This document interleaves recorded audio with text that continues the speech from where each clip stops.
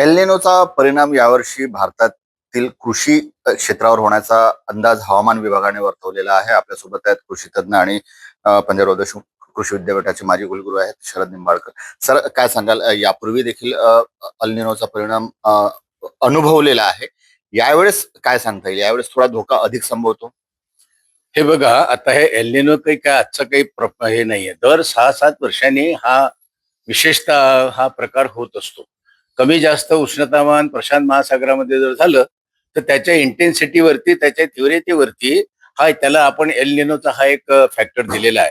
आता हवामान खात्याने पहिल्यांदा सुरुवातीला सुद्धा जे भाकीत केलं होतं एप्रिल आणि मे मध्ये, तर त्यांचा अंदाज फार वेगळा होता. आताचा जो अंदाज आहे तो सुपर, म्हणजे जास्तीच्या संदर्भामध्ये त्यांची तीव्रता आहे असा त्यांचा अंदाज आहे.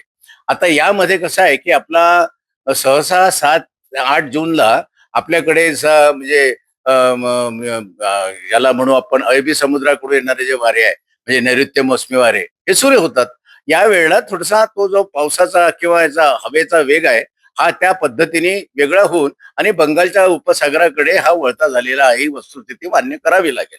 आता याच्यामध्ये काय आहे की एवढा मोठा देश आहे की याच्यामध्ये हे 7 आणि 8 आणि 10 दिवसाचा फरक हा जो आहे हा सातत्याने होत असतो आणि त्याची इंटेन्सिटी पूर्ण देशभर आणि तीच प्रमाणात त्याच इंटेन्सिटीने असं सांगणं हे बाकीत सुद्धा फार मोठं शहाणपणाचं आणि सूचित नाही.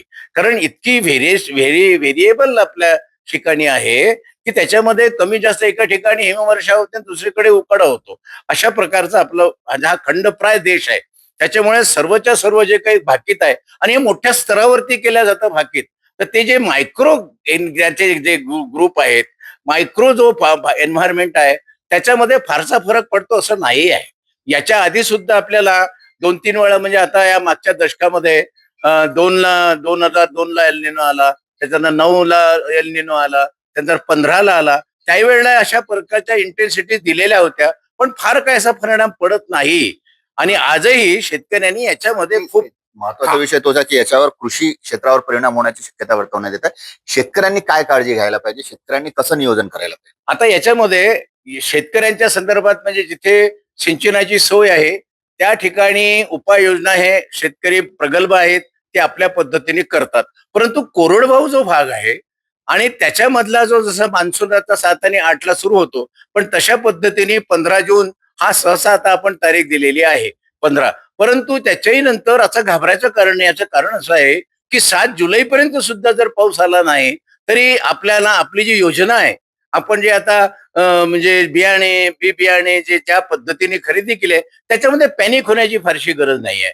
त्याच्यानंतर मात्र मग थोडस जी काही आपण थोड्याशा म्हणजे वरवरती येणारी जी पिकं आहेत, उडीद मूग वगैरे सारखी, तर हे आता टाळायला पाहिजे. कारण की सुरुवातीला जर झालं तर त्याच्यामध्ये त्याचा फायदा होतो, कारण की ते पीक फार 60-70-80-90 दिवसाचं पीक आहे.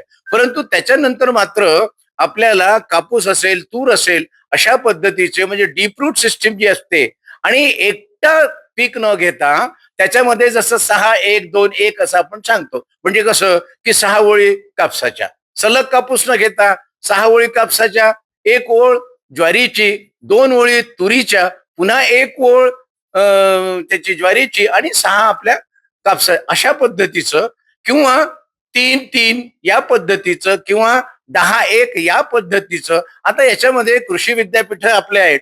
आपल्याही भागामध्ये जसं आता महाराष्ट्राचा विचार केला तर 4 कृषी विद्यापीठ आहेत आणि 4 प्रकारचे हवामानाचे फरक आहेत. त्याच्यामुळे प्रत्येकाचे रिकमेंडेशन एकमेकाला सुद्धा जुळत नाही. त्यामुळे आता कृषी विद्यापीठांच्या एक्सटेन्शन विभागाने, सरकारांनी ह्या ज्या आपत्कालीन योजना आहे त्या ताबडतोब, तोच एक मुळात प्रश्न आहे की आता मग सरकारने काय याच्यावर उपाययोजना करायला पाहिजे? कुठले पावलं उचलायला पाहिजे? सरकारांच्या पावलं उचलण्याला आता कसं असतं, त्यांची डिसिशन घ्यायला आणि ते व्हायला आणि त्याच्यामध्ये हा वेळ लागतो. पण एक नक्की आहे की पंजाबराव कृषी विद्यापीठ असेल, मराठवाडा कृषी विद्यापीठ असेल, कोकण, या संदर्भात यांच्याकडे जी आपत्कालीन परिस्थिती आहे आणि कृषी विभाग जो आहे ते याच्यामध्ये जे कॉन्टिंजंट मॅनेजमेंटचा जो भाग आहे तो तातडीने सुरू करून सातत्याने शेतकऱ्यांशी संवाद साधला पाहिजे. आकाशवाणी असेल, दूरदर्शन असेल, या पद्धतीने त्यांच्या पुढे आता जाण्याची चांगली वेळ आहे. लोकांमध्ये पॅनिक आहे. आपण हवामान विभागाच्या संदर्भामध्ये किंवा पेपरमध्ये आलेल्या बातम्या वाचून फार मोठे, आता लोकांनी बी बियाणे घेतलेले आहेत, त्यांची सोय सगळी झालेली आहे, पैशाची सोय झालेली आहे, खतं वगैरे सगळं घेणं झालेलं आहे. पण आता या परिस्थितीमध्ये कुठला थोडासा बदल करावा, जसा आता नॉर्मल आपण बी बियाणे जे पेरतो त्याच्यामध्ये आता ही जर परिस्थिती लांबली तर 20% बियाणे वाढवले पाहिजे, हे साधं गणित आहे. किंवा त्याच्यामध्ये मागच्या वेळेस जसा कृषी विभाग.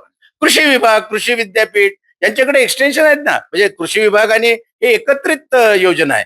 त्याच्यामुळं या लोकांनी आता ताबडतोब पुढे येऊन ऍक्टिव्ह झालं पाहिजे आणि युद्ध पातळीवरती शेतकऱ्यांचं मार्गदर्शन केलं पाहिजे. खूप खूप धन्यवाद. जितेंद्र शिंगाडे, पुढारी न्यूज, नागपूर.